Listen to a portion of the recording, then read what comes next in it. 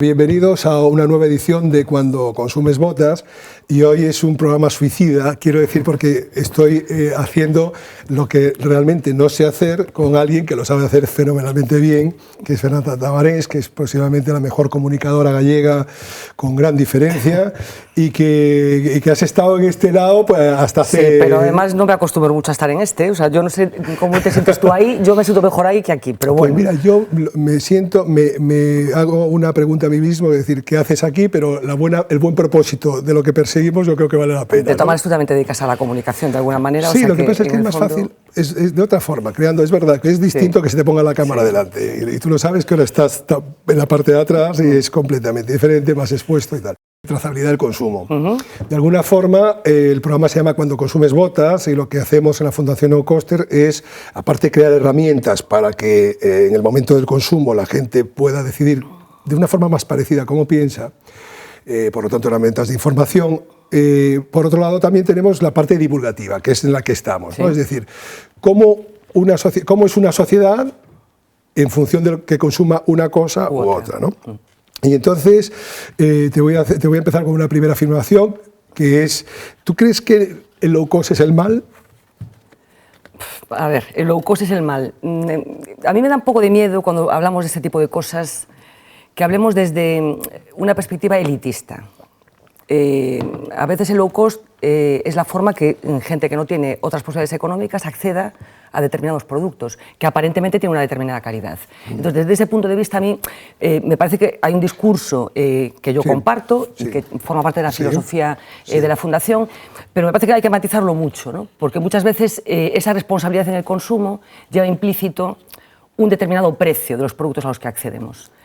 Porque está montado el tinglado como está montado, ¿no? Entonces, el low cost, en principio, tiene muchos problemas. Yo creo que crea cadenas de producción muy intoxicadas, pero si yo pienso en el consumidor final, si pienso en el ciudadano, y hay que pensar en el ciudadano en su conjunto y desde un punto de vista global, y en las diferentes capas sociales que siguen existiendo, pues hay que pensar que hay mucha gente que no tiene acceso a productos que no podemos enmarcar como low cost, ¿no? Sí, fíjate, estoy completamente de acuerdo. De hecho, hay una reflexión que hago a menudo hablando de este asunto, que es, claro, tú no le puedes pedir un ejercicio de estilo de natación a alguien que se está ahogando, ¿no? Exactamente. Eso está claro. Entonces, alguien que no tiene acceso a determinadas categorías y precios, eso tiene Pero lo destructivo del low cost no solo es el precio, fíjate, es lo que paga a la gente que trabaja para construir ese precio, porque no siempre un producto barato o un producto que paga poco es realmente barato. Claro, no, es que a lo mejor la confusión a lo mejor puede venir de eso, ¿no? Del término low cost, porque en realidad sale muy caro. Aparentemente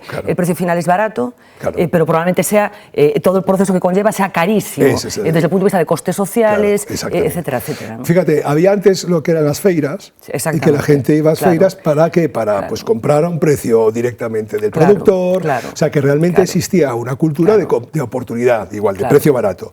Sin embargo, claro, lo que el dinero revertía no en una macroorganización mundial, sino estaba más capilarizado, ¿no? Claro, bueno, menos intermediarios, la posibilidad de tener más conectado al productor con el consumidor, que yo creo que eso también es un movimiento emergente en estos momentos y que yo creo que es muy interesante, ¿no?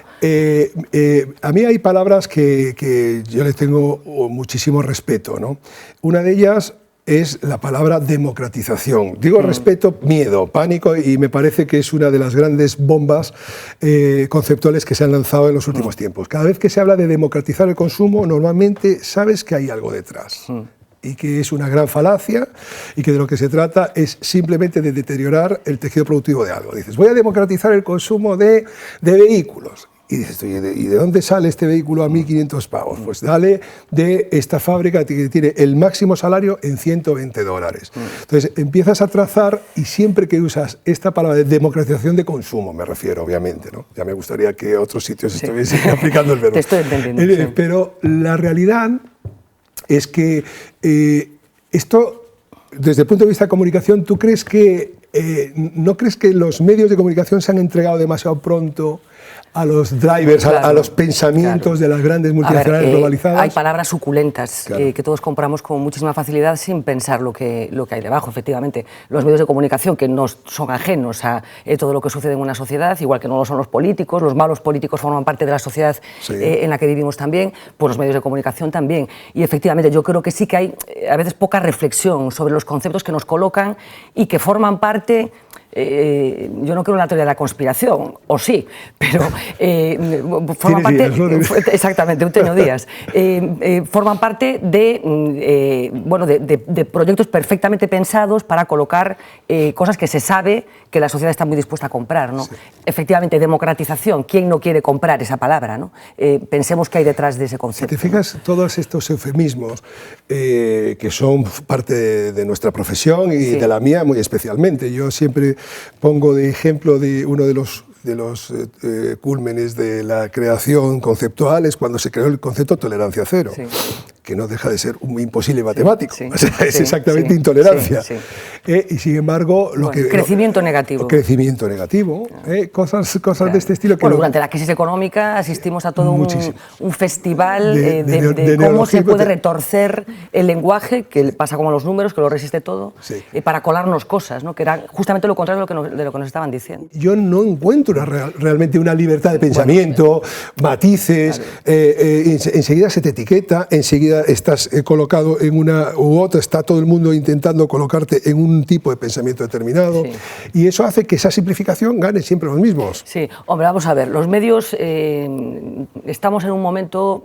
que no es para presumir mucho, claro, en relación con lo que está pasando con los medios de comunicación. Podemos ampliar el foco y abrir el foco a nivel mundial o ir cerrándolo, ¿no? Me da un poco lo mismo. La crisis económica, hablo mucho siempre de la crisis económica porque me parece que todavía no hemos reflexionado sobre lo suficiente sobre el cambio de paradigma que yo creo que ha establecido o la lista interminable de excusas o de coartadas que ha puesto sobre la mesa esos años terribles en los que bueno, parecía que se estaba desmoronando el mundo a nuestro alrededor, sí, y que de alguna manera sucedió, ¿no? Sí. O sea, las cosas no son como eran y esto lo tenemos que tener claro, ¿no? Sí. Y los medios de comunicación bueno, son uno de los agentes que más ha sufrido como consecuencia de esa crisis económica. En el caso de los medios, si hablamos de los periódicos de papel, que para mí esto es se nos abre otra ventanita más, o sea, creo que no van a acabar de desaparecer nunca, por mucho que sí, yo opino lo mismo, estableciendo, van a ser periódicos distintos de lo que fueron. Bueno, esto es otro debate, ¿no? Yo creo que va a seguir existiendo el papel. En los medios de comunicación coinciden dos debacles, como sabes, por una parte la crisis económica y por otra parte la crisis de modelo, la digitalización que bueno, hace que las cuentas de resultado de los medios se desplomen, ¿no? Sí, claro. Y yo siempre digo lo mismo, los periodistas tienen la mala costumbre de comer y para que un corresponsal de guerra pueda estar en Siria contándonos lo que está pasando y porque hay una oleada migratoria de refugiados que están cruzando el Mediterráneo y dejándose la vida ahí, tiene que haber una empresa que pague un sueldo que sea lo suficiente como para que este señor esté allí. Entonces, los periódicos están en un momento muy complicado y eso, el cuadrar la cuenta de resultado, ha llevado a los periódicos a hacer concesiones complicadas también, sí, pero y fíjate, que no se puede presumir mucho de ellas. A veces yo creo que incluso en contra de su situación. Claro que sí, o sea, porque ellos en general profundizaron en la idea de que lo digital era lo fantástico. Claro, bueno, no, hubo un pecado de soberbia reconocido tarde por todo el mundo, claro, pero claro, finales de los años 90, que yo siempre digo, yo empecé a trabajar en un periódico que era más parecido a los periódicos del siglo XIX, porque efectivamente los procesos, yo acabé la carrera en el año 86 empiezo, bueno, pues sí, calcula los 4 años, 5 años correspondientes ya trabajando desde el principio. Esas redacciones que yo conocí entonces, sin internet, sin teléfonos móviles, en realidad los procesos de trabajo eran muy similares a los de principios del siglo XX y en muy poco tiempo nos encontramos con lo que nos encontramos. Entonces, a finales de los años 90, que es cuando se generalizan las páginas web, los periódicos dicen, maravilloso, tenemos aquí un artefacto estupendo, porque la gente, por algún motivo que todavía no hemos descubierto por qué, cuál es, va a seguir comprándonos, aunque le demos todo esto gratis al día siguiente, ¿no? Claro. Era complicado prever y pronosticar todo lo que iba a suceder, pero hubo un pecado de soberbia por parte de los medios de comunicación. Fíjate que es un buen ejemplo de uno de los temas que estamos tratando, que es la conexión entre el tipo de consumo y el tipo de sociedad que tienes. Claro. Si creemos en un paradigma que es cuantos más desarrollados estén los medios de comunicación, más libre es una sociedad, que yo creo personalmente que es así. Cuanto menos desarrollados, por lo tanto, menos libre sería una sociedad y por lo tanto más fácil que caiga en alguna perversión, ¿no? Y esa cultura del gratis total, que es tan millennial, ¿no?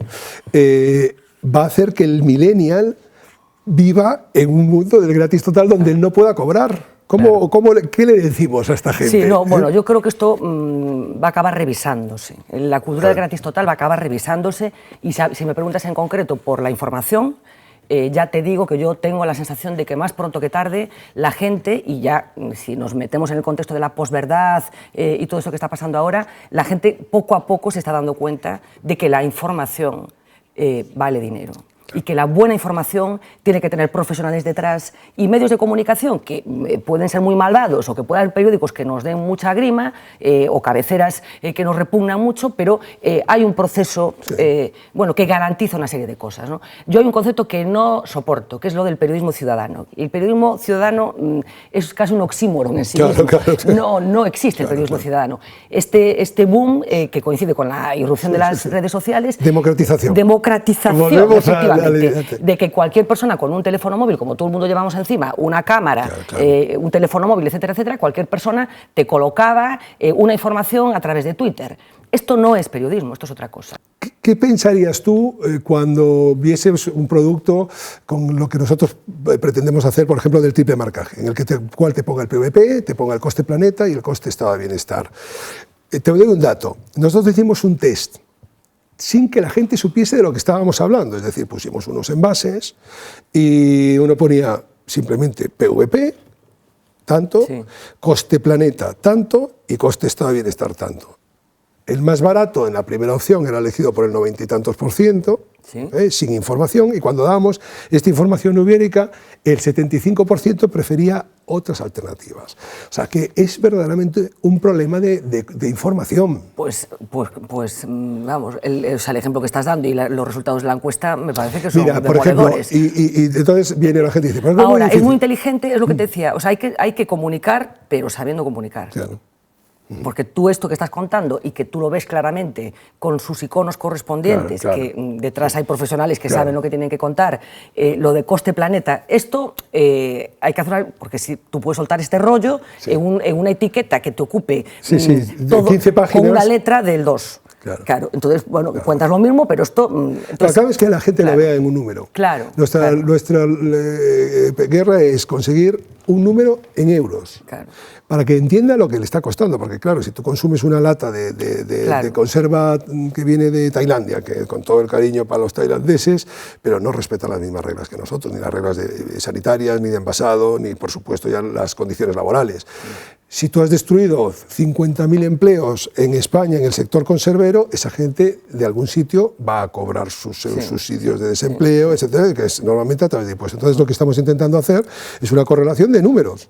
Es decir, a lo mejor estás pagando 5 céntimos más por lata, por ese elemento destructivo, ¿no? Cuando veo que la mujer protesta como protesta, a mí me parece fantástico, porque realmente hay mucho trabajo por hacer, hay mucho garrulo por ahí, por el mundo adelante, creyéndose superior, es para decir, coño, te voy a grabar, simplemente para que te veas. No, yo creo que lo de la mujer, vamos, ¿qué te voy a decir, no? O sea, me parece que es que de esta va o de esta ten que ir, porque bueno, ya está yendo, ¿no? Ya está yendo. Yo ahora lo que estoy es reivindicando, fíjate, yo ya estoy en la fase de reivindicar el derecho a la mediocridad de las mujeres, porque me parece también un poco peligroso esta obligación de, bueno, sí, efectivamente, nosotros somos capaces de ocupar espacios que estaban muy masculinizados porque somos las mejores. Pues mira, perdona, yo quiero tener derecho a ser una pedorra también y tener desde esa complexión, tener las mismas oportunidades que un señor, ¿cuántos conocemos?